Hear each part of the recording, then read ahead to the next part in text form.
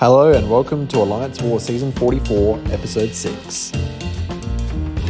So we had our first loss of the season, going down to GT40 by 4 deaths.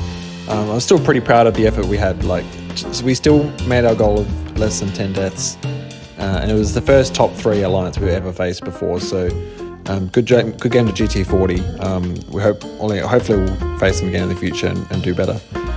So we've got 6 fights today, using all 3 of our champs actually, and we're against ISO 8A, so these guys do finish Masters. They're not as strong as GT40, but they are, for lack of a better word, whales.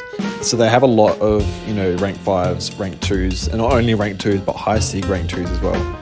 But we'll be going in with our Ascended Omega Red at rank 5, our rank 5 Silk, and for his first war of the season, rank 4 Warlock. We'll be using the Decay Attacker tactic just for Silk, of course. The other 2 don't benefit, and we only actually have 1 global fight today, and we normally have more than 1, but we have a lot of other tricky fights that aren't globals. And then our masteries for today, we're going to be starting to just like this for the first fight, and then we'll actually be turning suicides on for the rest of our fights.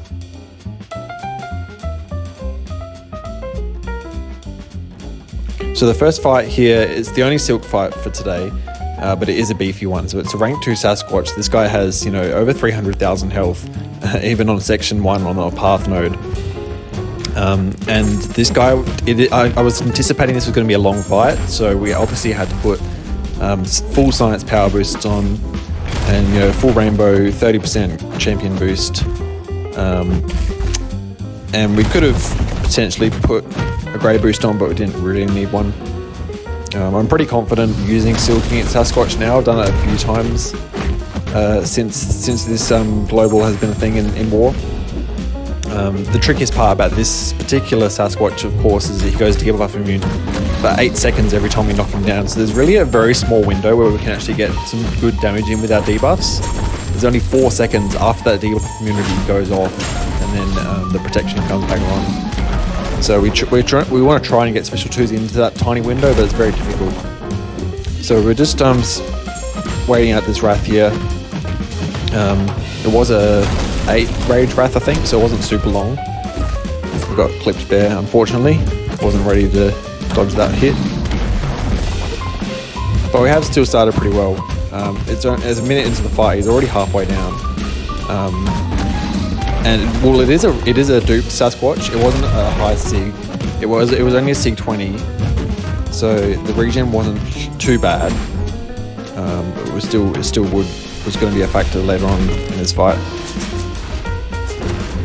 So we get a special 3 up. I didn't actually want to throw the special 3. I wanted to stick to special 2s and maybe have a special 3 at the end. But we got pushed to a special 3, so I had to throw it, of course. And now he's reached that threshold where he's going to start regenning, but we can almost cancel out some of it with our debuffs, but then of course when we knock him down the debuffs go away. He's got a nice little intercept there off the wall. I'm waiting for Wrath to come on so we can get some really good damage in. It has reached 10 stacks now, so whenever Wrath does come on, it's going to last for a while, and because he's duped as well, he does go unstoppable. We can't really get our slow up because of the debuff immunity that he gets. So protection's got back on there. We're getting back into the corner now. I'm going to use my striker just to get a bit of space for us, and so we can combo into him afterwards. Now luckily Silk doesn't Dex, of course, so we don't have to worry about Mystic Diversion against Sasquatch. That's what makes her one of the best Sasquatch counters. We get a heavy there just to get the Fury up for us, because I want to get a special 2 ideally after this, but we can go for a special 3 as well, as long as the Fury's up. And the Fury is coming off now, but we can throw a heavy in here, and that does push us to a special 3.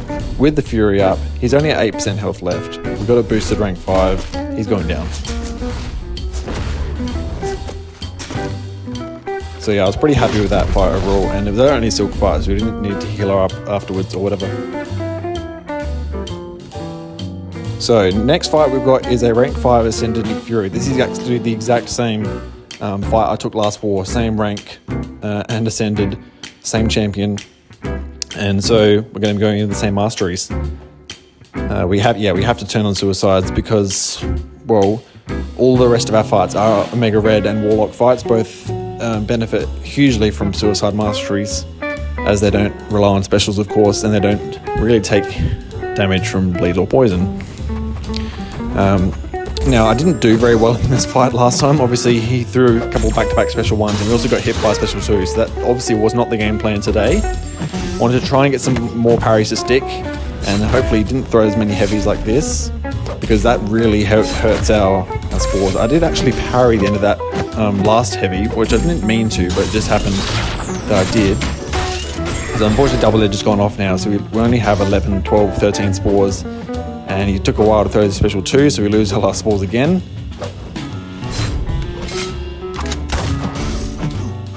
And one of the dangerous notes here is also aggression precision, because if we don't hit him for a few seconds, he does stack up those precision charges. So that means if we do get clipped after something like this, he pretty much has guaranteed crits. Like, obviously defenders, they seem to crit every hit anyway, but with aggression precision, it's like they have no chance not to crit.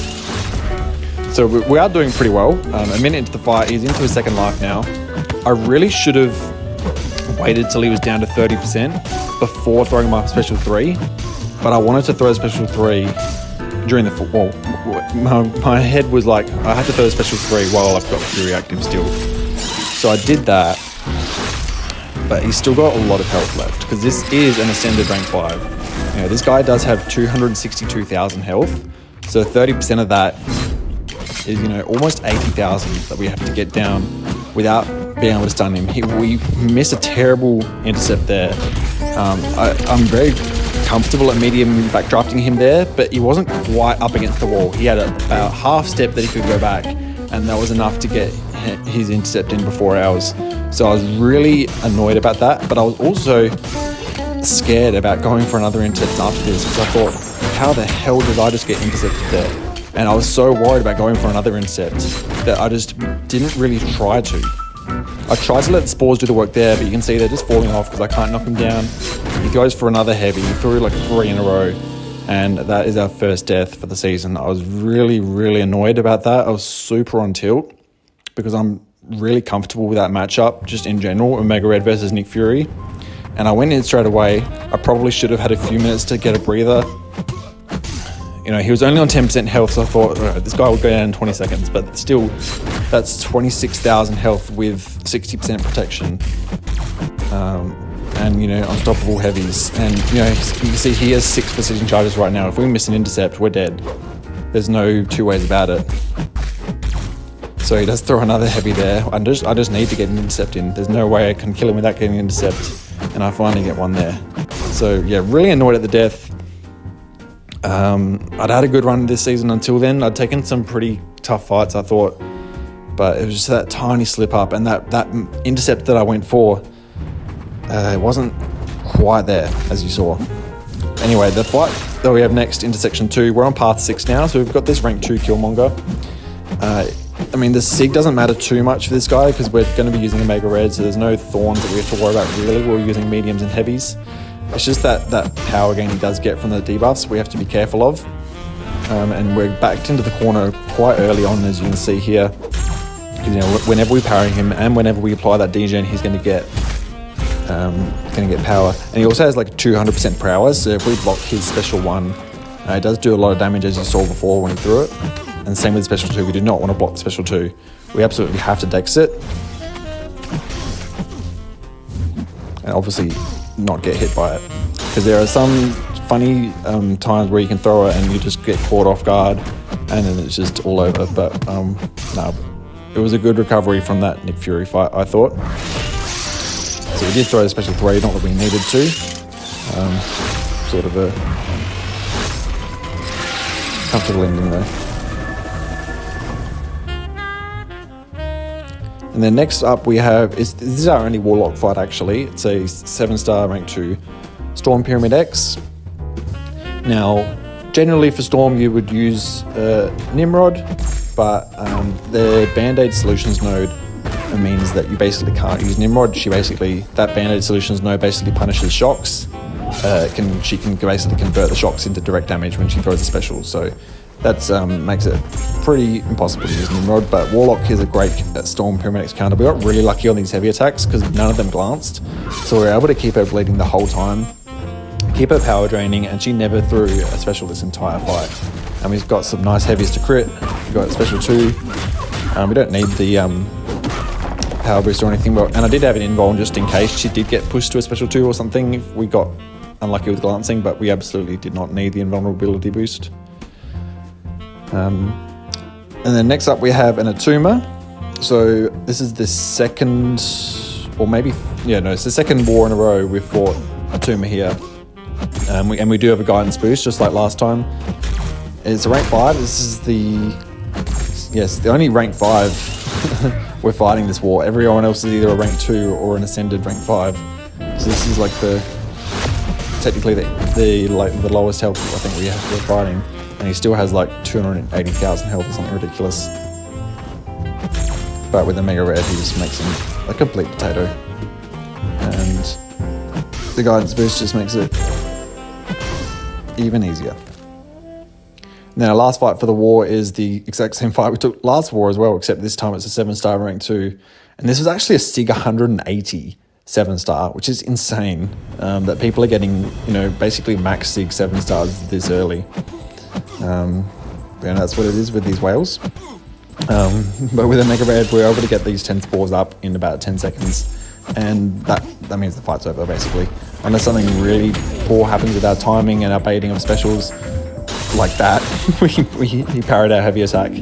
But we still had that invulnerability boost up from the Storm fight, where we've been doing these fights so quickly that it didn't really affect us. So we're still at 17 spores as we lock in that heavy attack. Obviously a Mega Red's heavy, doesn't trigger any thorns. It took a while to throw the special 2, so we did lose quite a few spores there actually, as he went unstoppable and unblockable for a bit. But we were able to recover pretty well after that.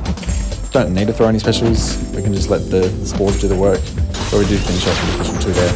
And that ends our war for today. So yeah, we did have our first death for the season. It is a tricky fight, that matchup with a Mega Red. He's a good Nick Fury counter, but on that note specifically, it is a bit tricky, so we might not use a Mega Red there in the future. But yeah, that's just a lesson we learn. And yeah, that's going to do it for me today, guys. I hope you enjoyed this war, and yeah, I'll see you in the next one. Peace out, guys.